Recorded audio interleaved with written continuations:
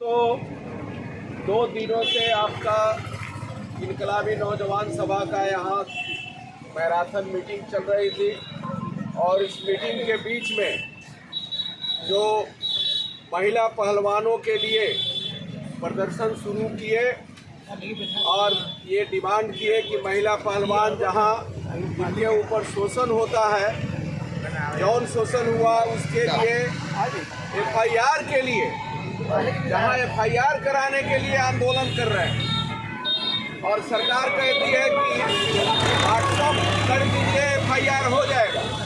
हम पुलिस प्रशासन को इतना लचीला बना दिए हैं, जनता के लिए इतना सहूलियत कर दिए हैं कि आप व्हाट्सएप कर दीजिएगा तो एफआईआर हो जाएगा। लेकिन महिला पहलवान लगातार आंदोलन कर रही है, लगातार लोग धरना दिए हुए हैं कि मेरा एफआईआर हो। एफआईआर के लिए आंदोलन हो रहा है। एफआईआर होने के बाद फिर गिरफ्तारी के लिए आंदोलन होगा, फिर उनके सजा के लिए आंदोलन होगा। ये सरकार चल रही है। समझ लीजिए कि पहले इत्तला कराने के लिए आपको आंदोलन करना पड़ रहा है। ये लोकतंत्र में इतना बड़ा ये कमी आ गई है तो मोदी सरकार के आते ही ये इतना समझ लीजिए कि निर्लज्ज सरकार है कि हर तरह के जनता के ऊपर जुल्म ढाती है सरकार और कुछ करने वाली नहीं है। इसलिए हम लोगों ने यहाँ के नौजवान जो इस आंदोलन किया, ये जो आंदोलन किए, इस आंदोलन के साथ हम अरवल की जनता के तरफ से हम इनको बधाई देते हैं कि देश में जो सवाल उठ रहा है, अरवल के धरती पर आपने उनके समर्थन में आंदोलन किया है। इसके लिए हम आपको तहे दिल से शुक्रिया अदा करते हैं। दूसरी बात कि बगल में भदासी गांव है जहां 14 लोगों को टाडा केस में मुकदमा में फंसा दिया गया था।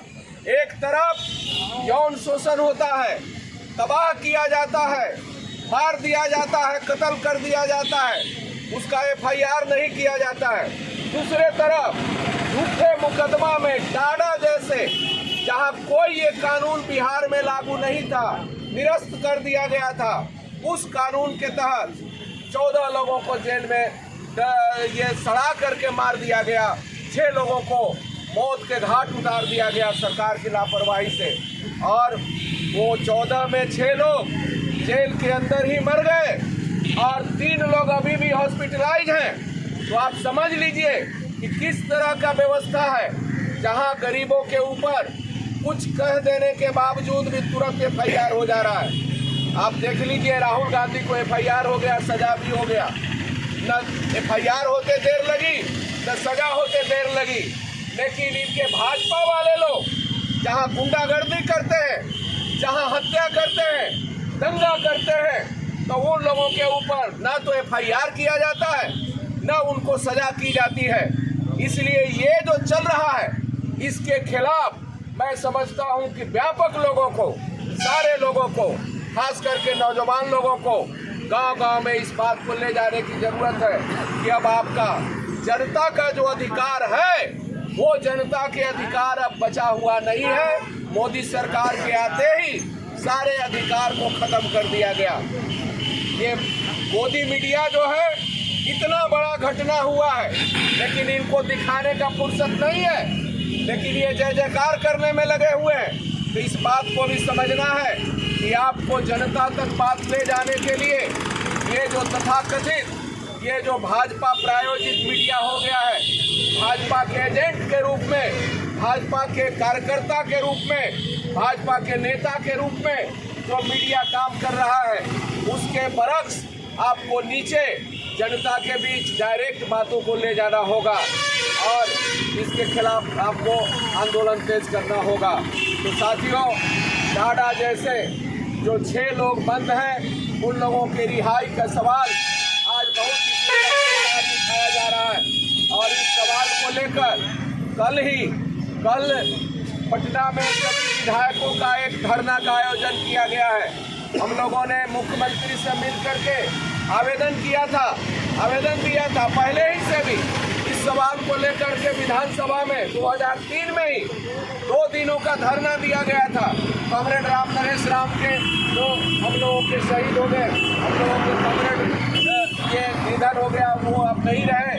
उनके नेतृत्व में उस समय विधायक थे, बगल के ही आपको सहार के विधायक थे, उनके नेतृत्व में 2 दिनों तक धरना हुआ था और लगातार आंदोलन चल रहा है। कुछ लोग कह रहे हैं कि माले वाले देखा देखी आंदोलन कर रहे हैं, मांग उठा रहे हैं। आज से नहीं हम लोग मांग उठा रहे हैं, हम लोग 2003 से ही मांग उठा रहे हैं। इसलिए मैं आप लोगों से कहना चाहता हूं कि इस लड़ाई में भी जो न्याय की लड़ाई अरवल में 1-2 न्याय की लड़ाई नहीं, बाथे जनसंहार हुआ, उन लोगों को न्याय नहीं मिला। शंकर बिगहा जनसंहार हुआ, उन लोगों को न्याय नहीं मिला। बाथे शंकर बिगहा मियाँपुर, इन सारे जनसंहार में गरीब लोग मारे जाते हैं, उन लोगों को न्याय नहीं मिलता है। और गरीब के ऊपर थोड़ा सा भी कुछ हो जाता है तो उन लोगों को जेल के शिकंजों में बंद कर दिया जाता है। तो इस सवाल को लेकर मैं आप लोगों से कहूँगा, गांव-गांव जाना है साथियों, पूरे व्यापक रेंज में हम लोगों को जाना है। और जो लोकतंत्र पर हमला किया गया है और 30 तारीख के जो घोषणा किया गया, तो अरवल में भी हम समझते हैं कि यहाँ के अरवल की जो टीम है, नौजवानों की टीम, पहले तो यहाँ के नौजवान सभा की टीम को मैं शुक्रिया अदा करता हूँ, मैं इनको बधाई देता हूँ कि अपने बलबूते पूरे यहाँ पार्टी ने थोड़ा बहुत कुछ मदद किया, फिजिकल तरीके से मदद किया, लेकिन पूरे तैयारी में 2 दिनों के जो कार्यक्रम हुआ, उस 2 दिनों के कार्यक्रम की तैयारी में यहाँ के नौजवानों ने मेहनत करके पूरे देख रहे हैं कि साज सज्जा के साथ